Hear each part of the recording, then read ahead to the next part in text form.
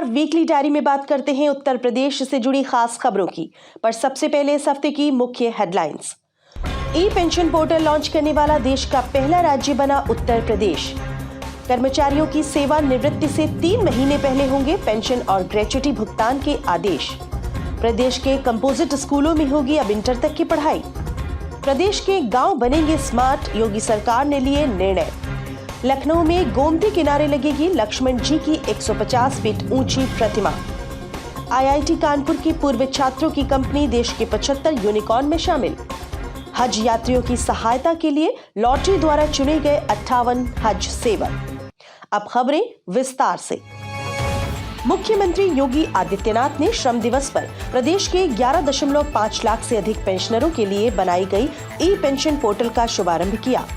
मुख्यमंत्री ने लोक भवन में आयोजित इस कार्यक्रम के दौरान 31 मार्च को रिटायर हुए 1220 पेंशनरों के खातों में पेंशन भी हस्तांतरित की। इस पोर्टल के जरिए पेंशन के आवेदन और स्वीकृति की पूरी प्रक्रिया को पारदर्शी बनाया गया है।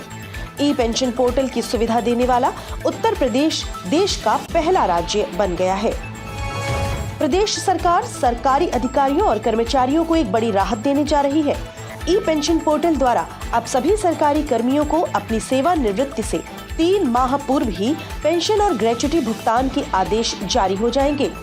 ई पेंशन पोर्टल के लॉन्च होने से अब पेंशनर्स को कोषागार में व्यक्तिगत रूप से उपस्थित होने की जरूरत नहीं पड़ेगी। प्रदेश सरकार ने परिषदीय स्कूलों के लिए एक बड़ा निर्णय लिया है।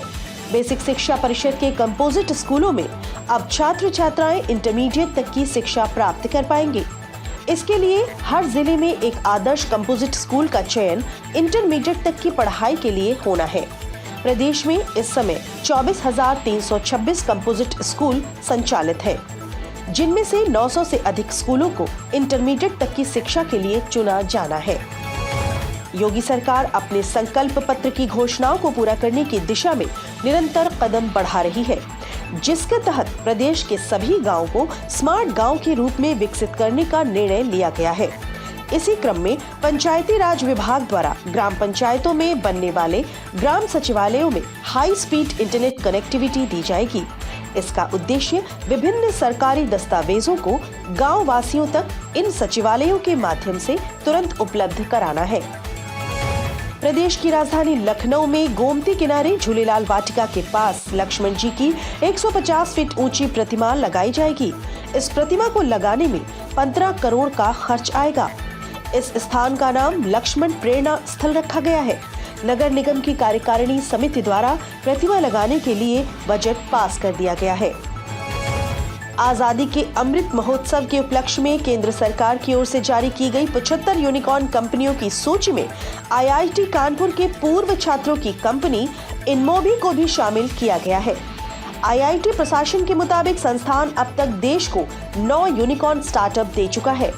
InMobi company multinational mobile advertising technology company है, जिसे संस्थान के पूर्व छात्रों नवीन तिवारी व अभय सिंघल ने मिलकर शुरू किया था। 2022 में हज यात्रियों की सुविधा के लिए प्रदेश सरकार की ओर से भेजे जाने वाले हज सेवकों का चयन लॉटरी के माध्यम से किया गया। इनके चयन में पूरी तरह से पारदर्शी प्रक्रिया अपनाई गई। ये हज सेवक प्रदेश से जाने वाले हज यात्रियों की सहायता कर सके, इसके लिए इनका प्रशिक्षण भी होगा। समाज कल्याण निदेशालय के कल्याण भवन में आयोजित इस कार्यक्रम में अल्पसंख्यक कल्याण मंत्री धर्मपाल सिंह और राज्य मंत्री दानिश अंसारी भी मौजूद रहे। तो ये थी इस हफ्ते की कुछ खास खबरें। यूपी से जुड़ी और जानकारी पाने के लिए हमें सब्सक्राइब करें और देखते रहें यूपी डिजिटल डायरी।